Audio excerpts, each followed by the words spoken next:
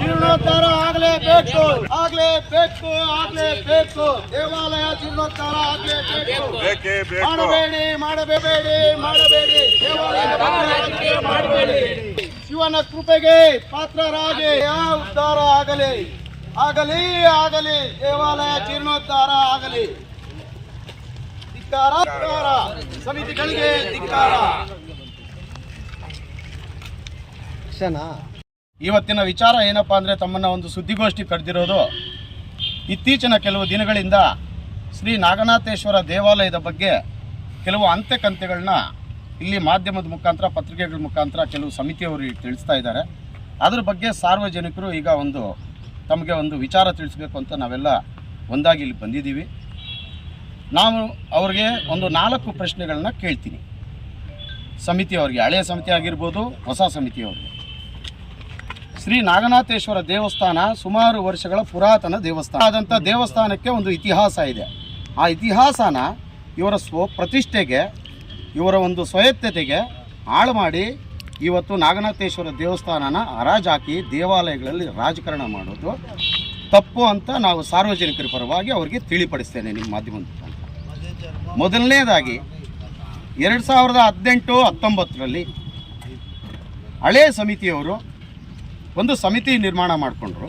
ಈ ದೇವಸ್ಥಾನನ ಬೇರೆ ರೀತಿ ವಿನ್ಯಾಸ ಮಾಡಿ ಸಾರ್ವಜನಿಕರಿಗೆ ತೋರಿಸ್ಬೇಕು, ಒಳ್ಳೆಯ ದೇವಸ್ಥಾನ ಮಾಡಬೇಕು ಅನ್ನೋ ಉದ್ದೇಶದಿಂದ ಆ ಅನುಮತಿ ಪಡೆದಾಗ ನಿಮಗೆ ಜಿಲ್ಲಾಧಿಕಾರಿಗಳು, ಉಪವಿಭಾಗಾಧಿಕಾರಿಗಳು, ಚಿಂತಾಮಣಿ ತಹಸೀಲ್ದಾರರು, ಆಗಿನ ಅಧಿಕಾರಿಗಳು ನಿಮಗೆ ಯಾವ ರೀತಿಯಾದಂಥ ನಿಯಮಾನುಸಾರ ದೇವಸ್ಥಾನ ಜೀರ್ಣೋದ್ಧಾರ ಮಾಡಬೇಕು ಅಂತ ಹೇಳಿದ್ದಾರೆ ನಿಮಗೆ ಅನುಮತಿ ಪತ್ರದಲ್ಲಿ.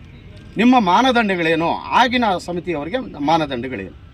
ಅದೇ ರೀತಿ 2019ರಲ್ಲಿ ಇಲ್ಲಿ ಸುಮಾರು ಜನ ಸೇರಿ ಪೂಜೆ ಪುನಸ್ಕಾರಗಳು, ಕೈಂಕಾರಗಳು ಮಾಡಿ ಶಿಥಿಲ ಮಾಡಿ ಇಲ್ಲಿ ದೇವಸ್ಥಾನ ನಿರ್ಮಾಣಕ್ಕೆ ಕಾಮಗಾರಿಗೆ ಪ್ರಾರಂಭ ಮಾಡಿದ್ರು. ಆ ಪ್ರಾರಂಭ ಮಾಡಿದಾಗ ಸುಮಾರು ಕಲ್ಲು ಬಂಡೆಗಳು ಬರ್ತಾ ಇದೆ, ಲೋಡುಗಳು ಇಲ್ಲಿಗೆ ಬೇಕಾಗಿರುವಂಥ ಕಟ್ಟಡಕ್ಕೆ ಬೇಕಾಗಿರುವಂಥ ವಸ್ತುಗಳು ಬರ್ತಾ ಇದೆ. ಆಗ ಇವಾಗ ಆರೋಪ ಮಾಡ್ತಾ ಇರುವಂಥ ಸದಸ್ಯರು ಆಗ ಏನು ಮಾಡ್ತಿದ್ರಿ, ತಾವು ಏನು ಮಾಡ್ತಿದ್ರಿ ಅಂತ ನಮ್ಮದೊಂದು ಪ್ರಶ್ನೆ. ಅದೇ ರೀತಿ 2021-21ರಲ್ಲಿ ಕೆಲವು ಕಾಮಗಾರಿನ ಮಾಡ್ಕೊಂಡು ಬಂದಿದ್ದಾರೆ ಅಲ್ಪ ಸ್ವಲ್ಪ ಆ ಸಮಿತಿಯವರು, ಹಳೆಯ ಸಮಿತಿಯವರು. ಈ ಹೊಸ ಸಮಿತಿಯವರು ಆರೋಪ ಮಾಡ್ತಾ ಇದ್ದಾರಲ್ಲ, ಈಗ ದುಡ್ಡು ತಿಂದಾಕಿದ್ರು, ಹಣ ತಿಂದಾಕಿದ್ರು ಅಂತ. ಆ ಹಣ ಎಲ್ಲಿ, ಯಾರಿಂದ ಬಂದಿದೆ, ಯಾರು ಕೊಟ್ಟರು, ಎಷ್ಟು ಕೊಟ್ಟರು, ನೀವು ಜನಕ್ಕೆ ದಾಖಲಾತಿ ಮುಖಾಂತರ ಹೇಳಬೇಕು. ಇವತ್ತು ಸುಮ್ಮನೆ ಆರೋಪ ಮಾಡೋದಲ್ಲ ಪತ್ರಿಕೆಗಳ ಮುಖಾಂತರ. ಆ ಜಮೀನು ಎಲ್ಲಿದೆ, ಆ ಜಮೀನು ದಾಖಲೆ ಎಲ್ಲಿದೆ, ಮಾರಾಟ ಮಾಡಿದವ್ರು ಯಾರು, ತಗೊಂಡವ್ರು ಯಾರು, ಅವ್ರ ಹೆಸರುಗಳು ನಿಮಗೆ ಗೊತ್ತಿಲ್ವಾ? ಎಲ್ಲೆಲ್ಲೋ ಹೋಗಿ ಅರ್ಜಿಗಳು ಕೊಡೋದು ಗೊತ್ತಿದೆ ತಮಗೆ, ಅಧಿಕಾರಿಗಳಿಗೂ ಕಚೇರಿಗಳಿಗೆ. ಈ ದಾಖಲೆ ತೊಗೊಂಡ್ಬಂದು ಸಾರ್ವಜನಿಕರಿಗೆ ತೋರಿಸುವಂಥ ವ್ಯವಸ್ಥೆ ನಿಮ್ಮಲ್ಲಿ ಇಲ್ವಾ? ಸುಮ್ಮನೆ ತಪ್ಪು ಹೇಳಿಕೆಗಳನ್ನ ಕೊಟ್ಟು ಜನರನ್ನು ತಪ್ಪುದಾರಿಗೆ ಎಳೆದು ಈ ಒಂದು ನಾಗನಾಥೇಶ್ವರ ದೇವಸ್ಥಾನನ ನೀವು ಹರಾಜಾಗ್ತಾ ಇದ್ದೀರಾ, ದೇವ್ರಿಗೆ ಅಪಮಾನ ಮಾಡ್ತಾ ಇದ್ದೀರಾ ಅಂತ ನಾವು ಇವತ್ತು ಹೇಳಕ್ಕೆ ಇಷ್ಟಪಡ್ತೇವೆ. ಅದೇ ರೀತಿ 2023ರಲ್ಲಿ ಹಳೆಯ ಸಮಿತಿ ನಿರ್ಗಮನ ಆಯಿತು. 2023ರಲ್ಲಿ ಹೊಸ ಸಮಿತಿ ನಿರ್ಮಾಣ ಆದಾಗ ಅವರು ಕೊಟ್ಟ ಸಮಯದಲ್ಲಿ ಅವರು ಸ್ವಲ್ಪ ಕಾಮಗಾರಿಯನ್ನು ಮಾಡಿದ್ದಾರೆ, ಕೆಲಸಗಳು ಮಾಡಿದ್ದಾರೆ. ನಿಮಗೂ ಸಹ ಸಮಿತಿ ನಿರ್ಮಾಣ ಆಗಿ ಅಭಿವೃದ್ಧಿ ಸಮಿತಿ ಅಂತ ನೀವು ಮಾಡ್ಕೊಂಡ್ರಿ, ಅವ್ರು ಜೀರ್ಣೋದ್ಧಾರ ಸಮಿತಿ ಅಂತ ಮಾಡ್ಕೊಂಡ್ರು. ಅಭಿವೃದ್ಧಿ ಸಮಿತಿಯಲ್ಲಿ 2 ವರ್ಷದಿಂದ ದೇವಸ್ಥಾನಕ್ಕೆ ನಿಮ್ಮ ಅಭಿವೃದ್ಧಿ ಏನು, ನಿಮ್ಮ ಕೊಡುಗೆ ಏನು, ಹೊಸ ಸಮಿತಿಯವರ ಕೊಡುಗೆ ಏನು, ಹಳೆಯ ಸಮಿತಿಯವರ ಕೊಡುಗೆ ಏನು? ನೀವು ಆರೋಪ ಪ್ರತ್ಯಾಪ ಮಾಡ್ಕೊಳ್ಳೋದಕ್ಕೆ ನಿಮಗೇ ಆದಂಥ ವೇದಿಕೆಗಳಿದೆ, ರಾಜಕೀಯ ವೇದಿಕೆಗಳಿದೆ, ಮಾಡ್ಕೊಳ್ಳಿ. ಅಲ್ಲೋಗಿ ವೇದಿಕೆಗಳು ಸುಮಾರು ನಿರ್ಮಾಣ ಆಗ್ತದೆ, ನಿಮಗೆ ಚುನಾವಣೆಗಳು ಬರ್ತದೆ, ಅವಾಗ ಮಾಡಿ. ದೇವ್ರ ವಿಚಾರದಲ್ಲಿ ನೀವು ಯಾಕೆ ಪ್ರತಿಷ್ಠೆಗೆ ತೊಗೊಂಡಿದ್ದೀರಾ? 2019-20ರಲ್ಲಿ ಭಕ್ತರಳ್ಳಿ ಅರಸೀಕೆರೆ ಆದಾಗ ಆಗಿನ ಮಾನ್ಯ ಉಸ್ತುವಾರಿ ಸಚಿವರಾಗಿದ್ದ ಡಾಕ್ಟರ್ ಕೆ ಸುಧಾಕರ್ ರವರು ಇಲ್ಲಿ ಉದ್ಘಾಟನೆಗೆ ಬಂದಾಗ ಈ ದೇವಸ್ಥಾನನೆಲ್ಲ ನೋಡಿಕೊಂಡು ಚೆನ್ನಾಗಿ ಮಾಡಿ ಅಂತ ಹೇಳಿಬಿಟ್ಟು ಅವಾಗ ಹೇಳಿದ್ದಾರೆ. ಅವಾಗ ನೀವು ಯಾಕೆ ಅರ್ಜಿ ಕೊಡೋಕ್ಕಾಗಲಿಲ್ಲ ಮಾಜಿ ಸದಸ್ಯರುಗಳು? ನೀವು ಇವಾಗ ಯಾಕೆ ಆರೋಪ ಮಾಡ್ತಾ ಇದ್ದೀರಾ? ಅವಾಗ ಒಂದು ಅರ್ಜಿ ಕೊಟ್ಟು ಮನವಿ ಕೊಟ್ಟು ಈಗ ವ್ಯವಸ್ಥೆ ಸರಿ ಇಲ್ಲ, ಇದು ಮಾಡ್ತಾ ಇರೋದು ಕಾಮಗಾರಿ ಪರ್ಫೆಕ್ಟ್ ಇಲ್ಲ ಅಂತ ಹೇಳ್ಬಿಟ್ಟು ಯಾಕೆ ಹೇಳಿಲ್ಲ ನೀವು? ಅವಾಗೇನು ಮಲ್ಕೊಂಡಿದ್ರಾ? ಕಳ್ಳೆಪುರಿ ತಿಂತಿದ್ದೀರಾ ನೀವು ನಗರಸಭೆ ಸದಸ್ಯರಿಬ್ಬರೂ? ಇವಾಗ ಯಾಕೆ ಸುಮ್ಮನೆ ಆರೋಪ ಮಾಡ್ತಾ ಇದ್ದೀರಾ? ಮಾಧ್ಯಮಕ್ಕೆ ಪತ್ರಕ್ಕೆ ಹೇಳಿಕೆಗಳು ಕೊಟ್ಟು ದೇವ್ರ ಮೇಲೆ ಇರುವಂಥ ಒಂದು ಒಳ್ಳೆ ನಂಬಿಕೆನ ಯಾಕೆ ಕಳೀತಾ ಇದ್ದೀರಾ ಸಾರ್ವಜನಿಕ ವಲಯದಲ್ಲಿ ನೀವು? ಅದೇ ರೀತಿ ಇನ್ನೊಂದು ಪ್ರಶ್ನೆ ಹೇಳ್ತೀನಿ. ನಿಮ್ಮ ಮುಂದಿರೋ ಪ್ರಶ್ನೆ ಒಂದೇ, ನಿಮ್ಮಿಬ್ಬರಿಗೂ ಸಮಿತಿಗಳಿಗೆ ಒಂದೇ ಪ್ರಶ್ನೆ. ದೇವ್ರನ್ನ ಕದಲಿಸಬಾರ್ದು, ಕದಲಿಸ್ಬೇಕು. ನಿಮ್ಮ ಪ್ರಶ್ನೆ ಸುಮಾರು ಪ್ರಪಂಚದಲ್ಲಿ ಎಲ್ಲ ಪ್ರಶ್ನೆಗಳಿಗೂ ಉತ್ತರ ಇದೆ. ಈ ದೇವ್ರನ್ನ ಕದಲಿಸ್ಬೇಕು ಕದಲಿಸ್ಬಾರ್ದು ಅನ್ನೋ ಪ್ರಶ್ನೆಗೆ ನಿಮ್ಮ ಹತ್ರ ಉತ್ತರ ಸಿಗ್ತಾ ಇಲ್ವಾ?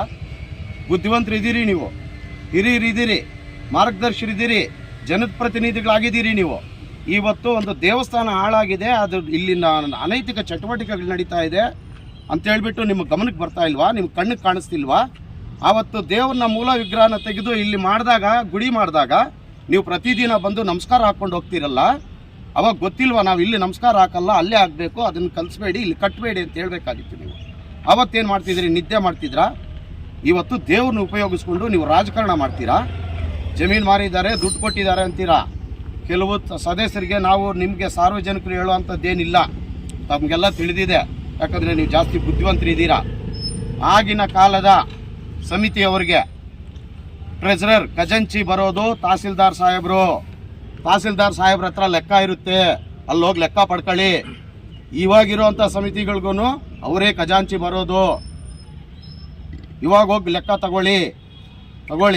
ಎಲ್ಲ ಎತ್ಕೊಂಡೋಗಿ ಎಲ್ಲ ದೇವಸ್ಥಾನಗಳನ್ನೂ ಎತ್ಕೊಂಡೋಗಿ ನೀವು ಕೋರ್ಟು ಕಚೇರಿ ಅಂತ ಹೇಳ್ಬಿಟ್ಟು ಕಾನೂನು ಅಂಗಳಕ್ಕೆ ಹಾಕ್ಬಿಟ್ರೆ ಇಡೀ ರಾಜ್ಯದಲ್ಲಿ ಇವತ್ತು 4170 ದೇವಸ್ಥಾನಗಳು ದಾಖಲೆಗಳಲ್ಲಿವೆ, ಭೂಮಿ ಮೇಲೆ ಇಲ್ಲ ಅಂತ ಮಾಹಿತಿ ಬಂದಿದೆ. 4171ನೇ ದೇವಸ್ಥಾನ ಇದು ಸೇರ್ಕೊಳ್ಳುತ್ತೆ. ಆ ಒಂದು ತಪ್ಪು ಮಾಡಕ್ಕೆ ಹೋಗಬೇಡಿ. ತಾವ್ಯಾರು ದಯವಿಟ್ಟು ಆ ತಪ್ಪು ಮಾಡಕ್ಕೆ ಹೋಗಬೇಡಿ. ಭಗವಂತನ ಆಕ್ರೋಶಕ್ಕೆ ಒಳಗಾಗಬೇಡಿ. ನೀವು ನಿಮ್ಮದೇ ಆದಂಥ ಸಿದ್ಧಾಂತಗಳಿದೆ. ದೇವರಿಗೆ ಯಾವ ರೀತಿ ನಾವು ಕೆಲಸ ಮಾಡಬೇಕು, ಅದನ್ನ ಕೊಟ್ಟಿರೋಂಥ ಈ ಭಿಕ್ಷೆ ಜೀವನನ ನಾವು ಯಾವ ರೀತಿ ಸಾರ್ಥಕ ಮಾಡಬೇಕು ಅನ್ನೋದನ್ನು ನಿಮ್ಮ ವಿವೇಚನೆಗೆ ಬಿಡ್ತಾ ಇದ್ದೀವಿ ನಾವು. ದಯವಿಟ್ಟು ನೀವು ಯಾರೇ ಆಗಲಿ ರಾಜಕಾರಣ ಮಾಡೋದನ್ನು ಬಿಟ್ಟು ದೇವಸ್ಥಾನ ಜೀರ್ಣೋದ್ಧಾರ ಆಗೋದಕ್ಕೆ ನಿಮ್ಮ ಹತ್ರ ಉತ್ತರ ಇದೆ, ತಗೊಂಬನ್ನಿ. ನಿಮ್ಮ ಹತ್ರ ಯಾರ ಹತ್ರ ಉತ್ತರ ಇಲ್ಲ. ಎಲ್ಲ ಯಾರೋ ಸರ್ಕಾರದಿಂದ ಕೊಟ್ಟಿರೋ ಅಂಥ ಆಳಿಗಳು ಎತ್ಕೊಂಡ್ಬರ್ತೀರಾ, ಓದ್ತಾ ಇರ್ತೀರಾ. ನಿಮ್ಮ ಉದ್ದೇಶ ಏನಿದೆ ದೇವಸ್ಥಾನದ ವಿಚಾರದಲ್ಲಿ? ಜೀರ್ಣೋದ್ಧಾರ ಮಾಡಬೇಕು ಅಂತಿದೆಯಾ, ಮಾಡಬಾರ್ದು ಅಂತಿದೆಯಾ? ಇಲ್ಲ, ಇದನ್ನು ಶಿಥಿಲ ಮಾಡಿಬಿಟ್ಟು ಒಂದು ಮೂಲೆಗೆ ತಳ್ಳಬೇಕು ಅನ್ನೋ ಉದ್ದೇಶ ಅಭಿಪ್ರಾಯ ನಿಮ್ಮಲ್ಲಿದ್ದರೆ ಸಾರ್ವಜನಿಕವಾಗಿ ಬಂದು ಹೇಳ್ಬಿಡಿ, ನಾವು ಈ ದೇವಸ್ಥಾನ ಜೀರ್ಣೋದ್ಧಾರ ಮಾಡಲ್ಲ, ನಮಗೆ ಅವಶ್ಯಕತೆ ಇಲ್ಲ ಅಂತ. ಇಷ್ಟೆಲ್ಲ ಮಾತಾಡ್ತೀರಿ ಸಮಿತಿಗಳವರು. ಅಗ್ರಹಾರದಲ್ಲಿ ನಿಮ್ಮ ಮನೆ ತೂಗಳತೆಯಲ್ಲಿ ಸೋಮನಾಥೇಶ್ವರ ದೇವಸ್ಥಾನ ಅಂತಿದೆ, ಅದನ್ನು ಅಭಿವೃದ್ಧಿಪಡಿಸಿ, ಅದನ್ನು ಸಮಿತಿ ಮಾಡ್ಕೊಳ್ಳಿ, ಅಲ್ಲೋಗಿ ಜೀರ್ಣೋದ್ಧಾರ ಮಾಡಿ. ಇನ್ನು ಸ್ವಲ್ಪ ತೂಗಳತೆಯಲ್ಲಿ ನಿಮ್ಮ ಮನೆಗೆ 200 ಮೀಟ್ರ್ ದೂರದಲ್ಲಿದೆ ಪಟಾಲಮ್ಮ ದೇವಸ್ಥಾನ, ಅದನ್ನು ಜೀರ್ಣೋದ್ಧಾರ ಮಾಡಿ, ಅದನ್ನು ಅಭಿವೃದ್ಧಿ ಮಾಡ್ಕೊಳ್ಳಿ. ಸರ್ಕಾರದ ಮೇಲೆ ಒತ್ತಡ ತಂದು ಒಳ್ಳೆ ಉಪಯುಕ್ತ ದೇವಸ್ಥಾನ ಕಟ್ಟಿ. ಅದನ್ನು ಬಿಟ್ಟು ಇದು ಆಗ್ತಾ ಇರೋ ದೇವಸ್ಥಾನದ ಮೇಲೆ ನಿಮ್ಮ ಒಂದು ದರ್ಪ ಏನು? ಉತ್ತರ ಕುಮಾರರ ಪೌರುಷ ತೋರಿಸ್ತಾ ಇದ್ದೀರಾ ನೀವು. ಸಾರ್ವಜನಿಕರು ಜನಾಂದೋಲನ ಮಾಡುವವರೆಗೂ ನಿಮ್ಮದೆಲ್ಲ ಹೇಳಿಕೆಗಳು ಎಲ್ಲನೂ ಸೇರ್ತಾ ಇರ್ತಾರೆ, ಕೇಳ್ತಾ ಇರ್ತಾರೆ. ಜನಾಂದೋಲನ ನಡೆಯೋಕ್ಕೆ ಅವಕಾಶ ಮಾಡಿಕೊಡ್ಬೇಡಿ. ದೇವಾಲಯ ವಿಚಾರಗಳಲ್ಲಿ ಜನಾಕ್ರೋಶಕ್ಕೆ ಒಳಗಾಗಬೇಡಿ ನೀವು. ನಿಮ್ಮಲ್ಲಿ ಇನ್ನೊಂದು ಪ್ರಶ್ನೆ ಕೇಳೋಕ್ಕೆ ಇಷ್ಟ ಬೀಳ್ತೀನಿ ಸದಸ್ಯರುಗಳೇ. ಯಾವ ರೀತಿ ದುಡ್ಡು ಬರ್ತಾ ಇದೆ ದೇವಸ್ಥಾನಕ್ಕೆ? ನೀವು ಯಾರಾದರೂ ಮನೆಗಳಿಂದ ತಂದಾಗ್ತಾ ಇದ್ದೀರಾ? ನೀವು ಕಷ್ಟ ಬಂದಿರೋ ದುಡ್ಡು ಕೊಡ್ತಿದ್ದೀರಾ? ಇಲ್ವಲ್ಲ. ಯಾರೋ ದಾನಿಗಳು ಕೊಡ್ತಾರೆ, ಅದನ್ನು ತಗೊಂಡು ನೀವು ಕೆಲಸ ಮಾಡ್ತಿದ್ದೀರಿ. ಯಾರೋ ದಾನಿಗಳು ಪ್ರಸಾದ ಕೊಡ್ತಾ ಇದ್ದಾರೆ, ಬೆಳಗ್ಗೆ ಬಂದು ಇಲ್ಲಿ ಚೇರ್ ಹಾಕ್ಕೊಂಡು ಕೊಡ್ತಾ ಇರ್ತೀರಿ. ಆ ದಾನಿಗಳ ಪಟ್ಟಿ ನಮ್ಮ ಹತ್ರ ಇದೆ. ಮುಂದಿನ ದಿನಗಳಲ್ಲಿ ನಾನು ಹೆಸರು ಸಮೇತ ಹೇಳ್ತೀನಿ, ಯಾವ ಹೋಟ್ಲಲ್ಲಿ ಪ್ರಸಾದ ಬರ್ತದೆ, ಅಲ್ಲಿಗೆ ಯಾರು ದುಡ್ಡು ಕೊಡ್ತಾರೆ ಅಂತ. ಅಲ್ಲೆಲ್ಲೋ ಜಮೀನು ಮಾರಾಕಿದ್ರು, ಅಲ್ಲೆಲ್ಲೋ ಜಮೀನು ಮಾರಾಕ್ತಿರು ಅಂತ ಹೇಳ್ತೀರಲ್ಲ. ಹಾಗಾದರೆ ಇಲ್ಲಿ KGN ಬಡಾವಣೆಯಲ್ಲಿ 7 ಎಕರೆ ಜಮೀನಿತ್ತು, ಅದನ್ನು ಮಾರಾಕಿದ್ರು. ಆ ಸರ್ವೆ ನಂಬರ್ ನಿಮ್ಮ ಹತ್ರ ಇಲ್ವಾ? ಆ ಜಮೀನು ದಾಖಲೆಗಳು ನಿಮಗೆ ಸಿಗಲಿಲ್ವಾ? ಏನು ಮಾಡ್ತಾಯಿದ್ದೀರಾ? ಅದನ್ನು ಕೊಟ್ಟಿದ್ದೀರಿ ನೀವು ಕುಟುಂಬ ನಿರ್ವಹಣೆ ಮಾಡ್ಕೊಳ್ಳಿ ಅಂತ. ಆವತ್ತು ಈ ದೇವಸ್ಥಾನ ಜೀರ್ಣೋದ್ಧಾರದ ದಿವಸ ನೀವು ಅರ್ಚಕರು ಆವತ್ತು ಇದ್ದೀರಿ, ಇವತ್ತು ಪೂಜೆ ಮಾಡ್ತಿದ್ದೀರಿ. ಯಾಕೆ ನಿಲ್ಲಿಸಲಿಲ್ಲ ನೀವು ಅವತ್ತು? ಇವತ್ತು ಯಾಕೆ ನಿಲ್ಲಿಸ್ತಾ ಇದ್ದೀರಾ? ಆಗಮಿಕ ಪಂಡಿತರು ಇರ್ತಾರೆ ಧಾರ್ಮಿಕ ದತ್ತಿ ಇಲಾಖೆಯಲ್ಲಿ, ಅವ್ರನ್ನ ಕರ್ಕೊಬನ್ನಿ. ಎತ್ತಬಾರ್ದಾ ಎತ್ತಬೇಕಾ ಇಲ್ಲಿ ಚರ್ಚೆ ಮಾಡಿ. ಎರಡೂ ಸಮಿತಿಯವರು ಕೂತ್ಕೊಳ್ಳಿ, ಒಂದು ಸಮನ್ವಯ ಸಮಿತಿ ಮಾಡ್ಕೊಳ್ಳಿ, ಒಮ್ಮತಕ್ಕೆ ಬನ್ನಿ. ದೇವಸ್ಥಾನ ಕಟ್ಟಿ ಸಾರ್ವಜನಿಕರಿಗೆ ತೋರಿಸಿ. ಸುಮಾರು ವರ್ಷಗಳಿಂದ 7-8 ವರ್ಷಗಳಿಂದ ಇದು ನೆನೆಗುದಿಗೆ ಬಿದ್ದಿದೆಯಲ್ಲ, ನಿಮ್ಗೆ ಯಾರಿಗೂ ಊಟ ಜೀರ್ಣ ಆಗ್ತಾ ಇದೆಯಾ, ನಿದ್ದೆ ಬರ್ತಿದ್ಯಾ, ತಮ್ಮಲ್ಲಿ ತಾವೇ ಪ್ರಶ್ನೆ ಮಾಡ್ಕೊಳ್ಳಿ ದಯವಿಟ್ಟು. ಕೊನೆಯದಾಗ ಏನು ಹೇಳ್ತೀರಾ?